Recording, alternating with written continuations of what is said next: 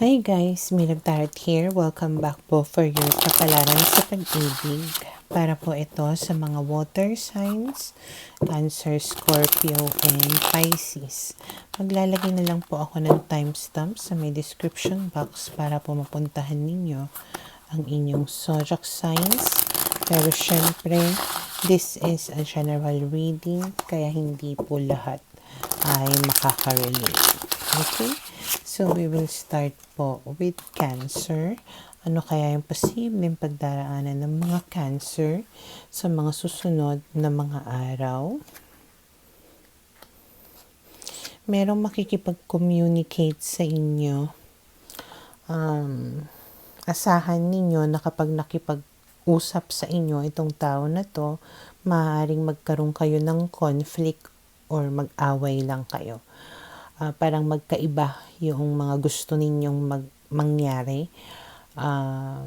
Parang basta yung opinions ninyo, magka-clash kayong dalawa, and talagang pinaninindigan mo rin yung opinion mo, nagiging mataray ka dito, or pwedeng nagiging prangka ka dito, nakakasakit ng pananalita, ganon. Okay, and confident ka, kumbaga, doon sa opinion mo na yun, na parang, kung halimbawa, pinaninindigan mo na tama ka, talagang confident ka na, ako yung tama, ako dapat yung masunod. So, doon kayo pwedeng mag-clash, okay? Kasi siya, yun din yung naiisip niya. And then we have here the devil, so ibig sabihin nga, parang nagiging toxic tuloy yung pag-uusap ninyo. And then we have here the Three of Swords. So, 10 of Wands. And the Tower. Hindi magaganda itong mga card na to. Toxicity, heartbreak, problems, and then disaster. Okay? Kung hindi kayo hiwalay nitong tao na to, maaaring maghiwalay kayo dahil dyan sa conflict na yan. Pwede rin ang pag-aawayan ninyo ay third-party situation. Okay? Na sobrang, ang bigat-bigat na ng kalooban mo dito. So, syempre, kung nagkaroon ng third party, feeling mo talaga ikaw yung tama. Kasi syempre, niloko ka niya eh. So, mag-uungkatang kayo dito na dalawa ng mga kasalanan ninyo sa isa't isa hanggang sa lumala na ng lumala yung away ninyo. And then we have the Five of Coins, the Hangman, and the Death card. So malaki yung chance na bigla na lang din siya ulit na maglalaho or mag-i-stop na kausapin ka. Parang parang tatakasan niya, kumbaga, yung problema, yung away. Habang ikaw, naiwan na nakahang. Okay? And then we have here the Ten of Swords and the Nine of Cups. But still, kahit ganun, nag-aantay ka pa rin na ayusin niya yung problema, nag-aantay ka pa rin na magkabati kayo. And then we have here the Queen of Coins na talagang pinaninindigan mo rin yun. Lalo na kung halimbawa na committed kayo or how do I say, kasal, ganyan. So, ayun na, no? So, hindi pa naman sinasabi dito kung paano, kung kailan maisasaayos itong problema ninyo. Pero ayun nga lang, the more na, parang ang dating is the more that you talk to each other, the more na nagka-clash kayo. Okay? Tapos, yung style pa kasi niya is tinatakasan ka or yung problema, habang ikaw naman pasugod. Okay? So, for now, ito yung nakikita ko na posibleng mangyari sa mga Cancer.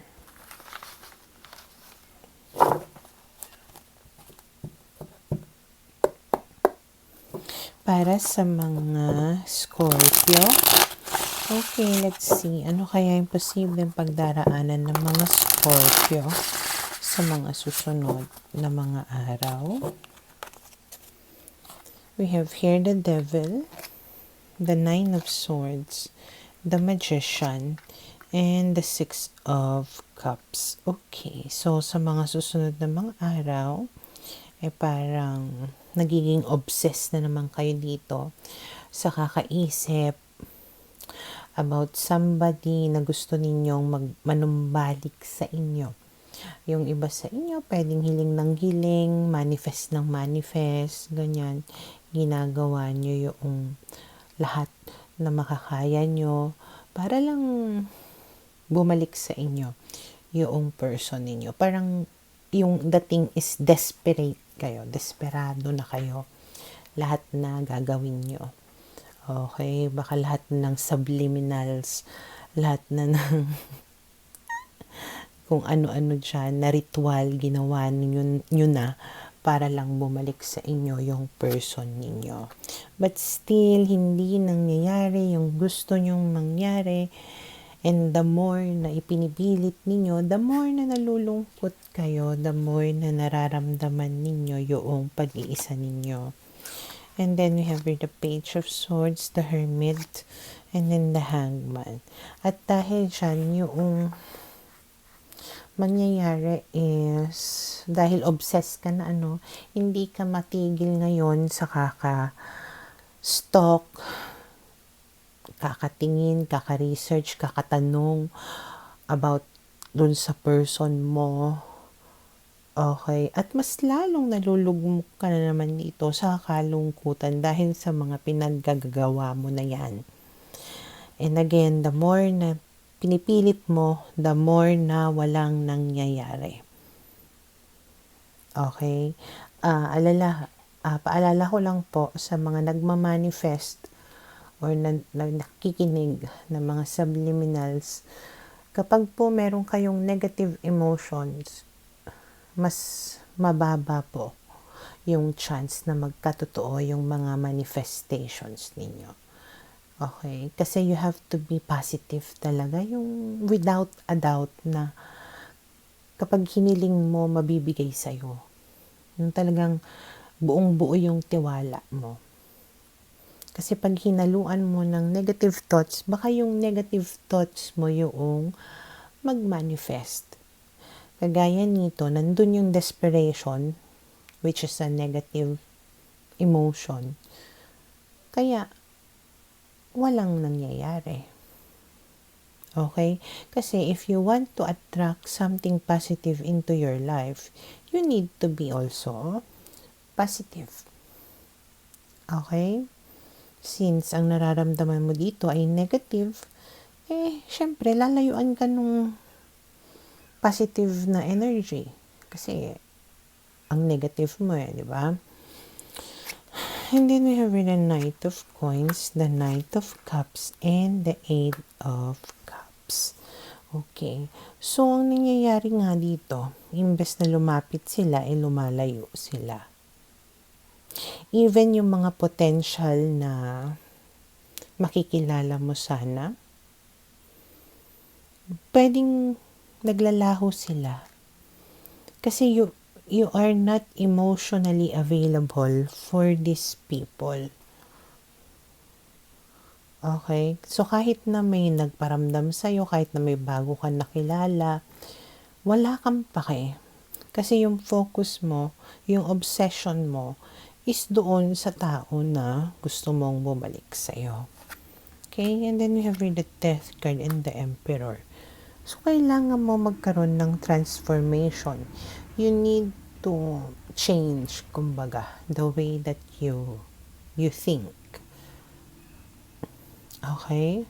Na maybe it's about time na panindigan mo naman yung sarili mo or pairalin mo naman yung pride mo.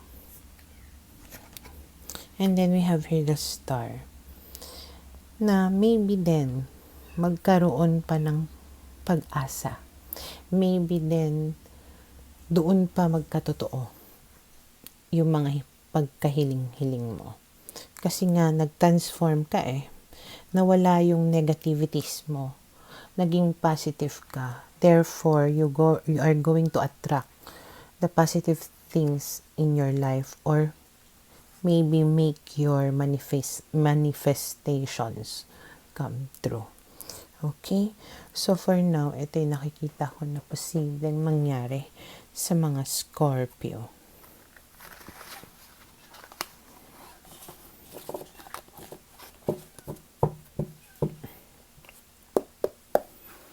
Para sa mga Pisces, okay, let's see. Ano kaya yung posibleng pagdaraanan ng mga Pisces sa mga susunod na mga araw? We have here the Knight of Coins, the Six of Swords, the Two of Cups, and the Death card. Okay, may chance dito na merong manunumbalik sa inyo or may darating sa inyo na nagbago na, kumbaga itong tao na to, nag-transform na siya. May mga positive na pagbabago sa kanya. And mukhang mahal ka pa naman nitong tao na to, at the same way na mahal mo pa siya. Okay? And then you have really Seven of Swords. So, pwedeng niloko ka nitong tao na to in the past. At pwedeng nagsisi naman na siya doon, nag-guilty na siya, kaya nagbago na siya. Okay? Na pwedeng inayos niya na yung mga priorities niya in life, inayos niya na yung sarili niya, at napagtantungan niya na it's about time na to focus on you or to give you yung mga bagay na hindi niya naibigay sa'yo before, or maibigay na sa'yo, kumbaga yung mga bagay na deserve mo, at maibuhos sa'yo yung pagmamahal na dapat na naibibigay sa'yo. Okay? And then we have the World card, the King of Coins, and the Star. At dahil dyan, parang magsisimula kayong muli. You will have a new chapter in your relationship kung saan mas stable ito, mas committed siya sa'yo. And we have here the Star, so it means it's very promising. It will give you a lot of hope na parang lahat ng mga hiling mo nagkakatotoo, lahat ng gusto mong mangyari. Okay, and then we have here the Four of Swords and the Three of Swords. Na pwedeng, kung halimbawa man na nasaktan ka nga nitong tao na to, pwedeng maghilom yung mga sugat. Okay, pwede ninyong ma-recover yung relationship ninyo. Okay, and then we have here the Ten of Swords, which talks about resolution. Okay, so lahat ng mga problems ninyo, ma-address nyo, mariresolba ninyo. Okay, so for now, ito yung nakikita ko na posibleng mangyari sa mga Pisces.